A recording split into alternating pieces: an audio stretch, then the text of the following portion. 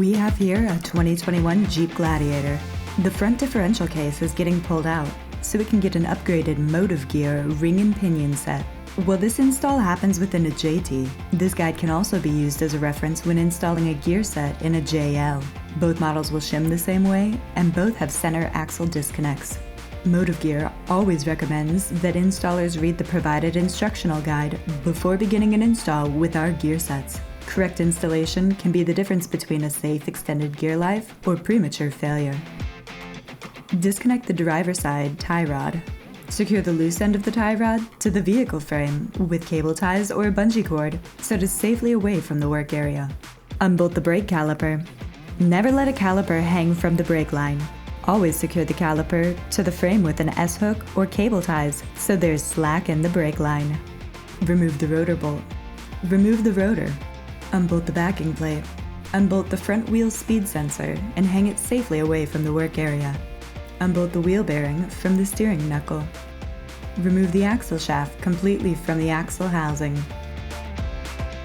Remove the caliper, rotor bolt, rotor, backing plate, and speed sensor on the passenger side. The passenger tie rod may not be necessary to remove. Unbolt and loosen the passenger axle shaft. Loosen the front differential cover and let it drain. Unbolt the drive shaft from the front differential yoke. Use a bungee cord or other strapping to securely suspend the loose end of the drive shaft securely away from the working area. Remove the rock shield from the actuator. Unbolt the actuator from the axle housing, carefully disconnecting the shifter fork from the axle shafts in the process. Remove the passenger wheel bearing and the disconnect slide collar from the axle housing. Remove the snap ring from the intermediate axle shaft. Slide the intermediate axle shaft through the passenger axle housing and out through the knuckle. It is very important to mark the carrier caps before you remove them so they can be reinstalled in their exact location and orientation during reassembly. Only then unbolt the carrier caps. Remove the differential case. Save the differential bearing shims from each side separately for later reference. Remove the pinion nut from the yoke. Use a punch to help remove the pinion from the housing. Be careful not to let any hardened gears that may be reused hit the floor. Remove the pinion seal. Be careful not to gouge the housing during this process. The outer pinion bearing is now free to be removed. Remove the outer pinion race, inner pinion race, and pinion shims from the housing. The easiest way to do this is to tap out the races from the opposite side. Measure the thickness of the shims that you removed during disassembly, and then select the same shims from the installation kit. We always recommend using fresh shims for every install. Drive a new inner bearing race and outer bearing race into their housing positions with the new pinion shims sandwiched in between. Place the differential case and pinion on a padded or wooden workbench.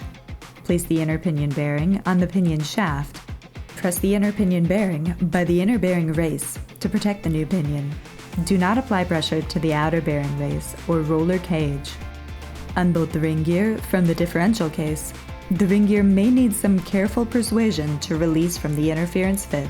Lightly file the surfaces where the new ring gear will sit. The goal is not to score the surfaces, but to clean the surfaces. Slide the new ring gear into place on the differential case. Use thread locker on all the ring gear bolts. First tighten, then torque the ring gear bolts to the motive gear factory specifications, following a star-type pattern as you tighten them. Place the pinion within the housing. Place the outer bearing on the end of the pinion shaft. Secure the yoke over this. Feed the washer and pinion nut onto the pinion threads. Tighten down the pinion nut. Check for sufficient pinion preload with an inch-pound torque wrench. Accurate measurement is read while the gauge is sweeping. This one reads 20 inch-pounds, which is appropriate for a Jeep Gladiator.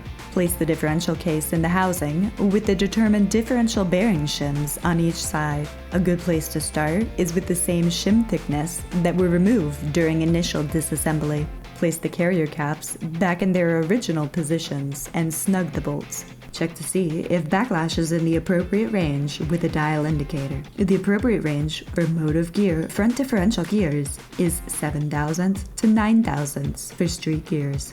This one reads 19 thousandths. If the backlash is outside of the appropriate range, like this one is, remove the differential case, adjust the differential bearing shims, and retry. Once the backlash is set, attempt the first contact pattern. Paint a few ring gear teeth, drive and coast side, with marking compound. Rotate the marked teeth several times through the pinion before attempting to read the pattern. Check the pattern against the provided pattern guide. This pattern is slightly high. Pinion shim adjustments will be necessary.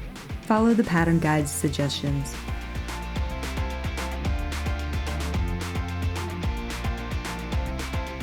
This example shows a good contact pattern. When satisfied with the contact pattern, remove the differential case and pinion in preparation for final assembly. Replace the outer pinion bearing in its race before installing the new pinion seal.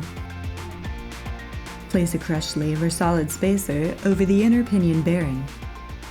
Return the yoke over the end of the pinion shaft. Use thread locker on the pinion nut before attaching and carefully torquing to manufacturer's specifications.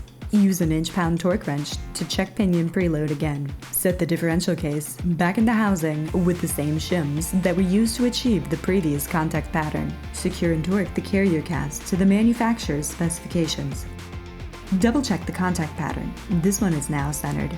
Feed the intermediate axle shaft through the passenger axle housing. Secure the snap ring back in place. Return the disconnect slide collar to its place before sliding the passenger axle shaft back into the axle housing. Carefully return the actuator to its place, making sure the shifter fork grips the disconnect slide collar. Return the rock shield to its place over the actuator. Tighten and torque both to manufacturer's specifications.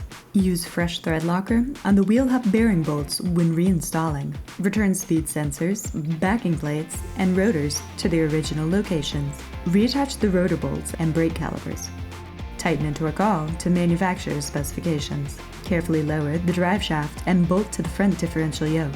Tighten and torque to manufacturer's specifications. Use the kit-supplied sealant or gasket on the differential cover before bolting back on the housing. Return any tie rods removed to the location they were removed from. Torque to manufacturer's specifications. After the installation is complete, follow the new gear break-in procedure provided in the instructional guide. New ring and pinions, especially at a high numeric ratio, can cause excessive heat buildup within the differential housing that can soften the gear teeth, significantly shortening the gear life.